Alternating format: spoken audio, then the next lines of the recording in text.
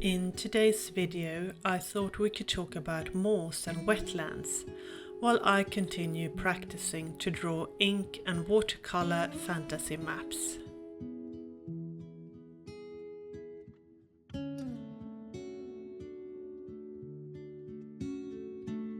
I'll also share some pictures from my recent holiday to Dartmoor, a wild and beautiful area here in England.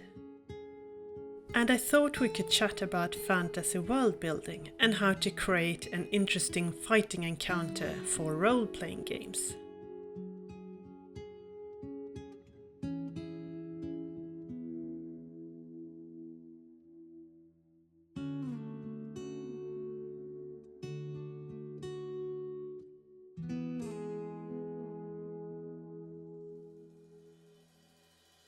Moors and wetlands can include a wide range of environments that can be quite different. From dramatic wind-swept moors to dark quagmires with moss-clad trees, to jungle-like swamps or desolated coastal salt marshes.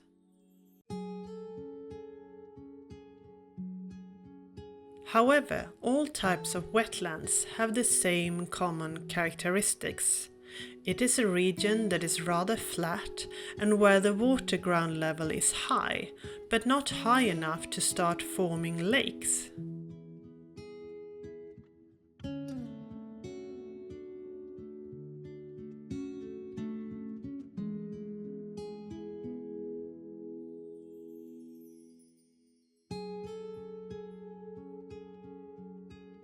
The watercolor paper is very wet and it needs to dry, which, according to my cat, is an excellent time for a cuddle.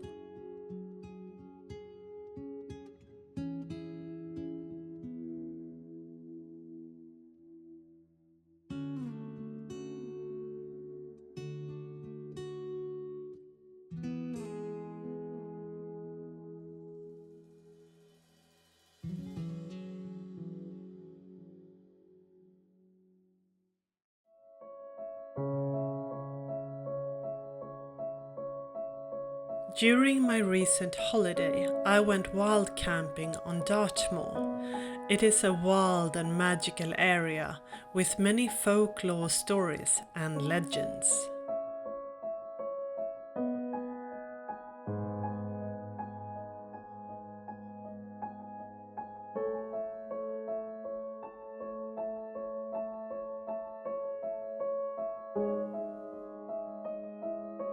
Dartmoor has been the inspiration for many places in eastern Farraway, where our books are set. For example, the stone monoliths, the Twins, and Dead Man's Moor near Buckbridge village. Role-playing combat in moors and marshes can create a whole range of opportunities for a creative DM. First of all, the soggy terrain might count as difficult terrain, which means that all movement is halved. You can also add an extra skill check for the characters each round if they have to concentrate on keeping their footing while fighting. A failed check could mean that they start sinking. In addition, if the area is very boggy, the DM can let the monster surprise the characters with an underwater attack, and water-breathing monsters might even try to pull the characters deep under the surface.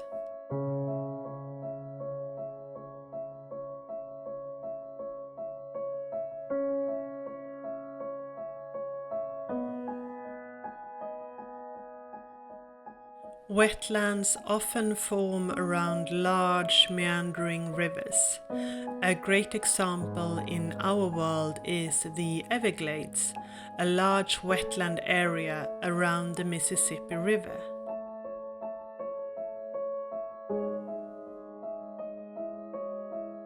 Wetlands can also form around coastal deltas, saltwater marshes and flat tidal regions.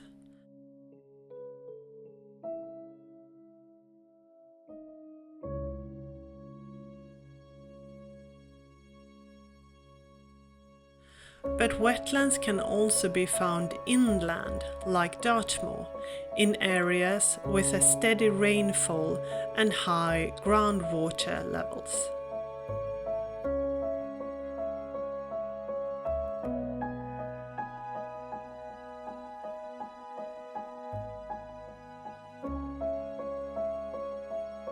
If you are planning on writing a D&D adventure, monsters that you can find on moors and other types of wetlands might include crocodiles, snakes, and mud memphises, as well as semi-reptile-like creatures such as bullywugs and yuan-ti.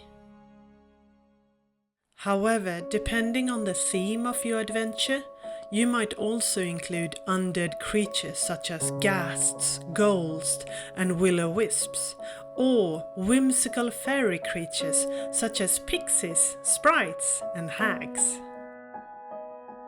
Moors and marshes are also the home for black dragons that roam the skies across the open, soggy area where there are few places to hide.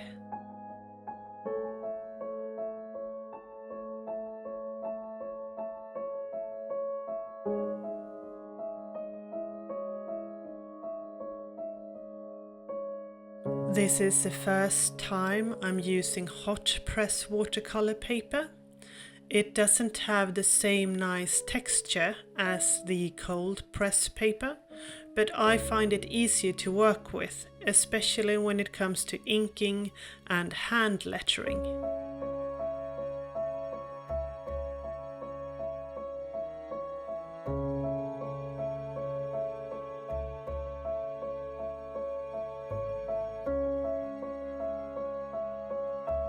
This is a new technique that I've started to use for painting coastal areas.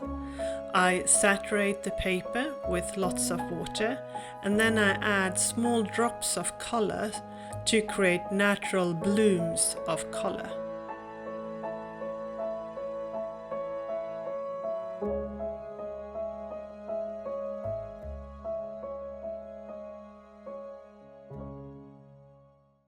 These are the Final Fantasy maps that I made for this video.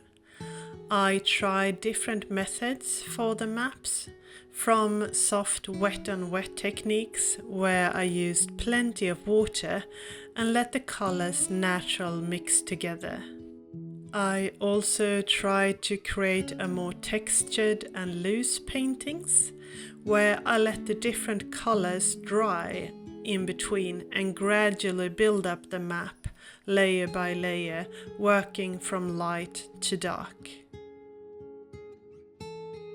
Thank you so much for watching, and I hope that you will have a wonderful and creative day wherever you are.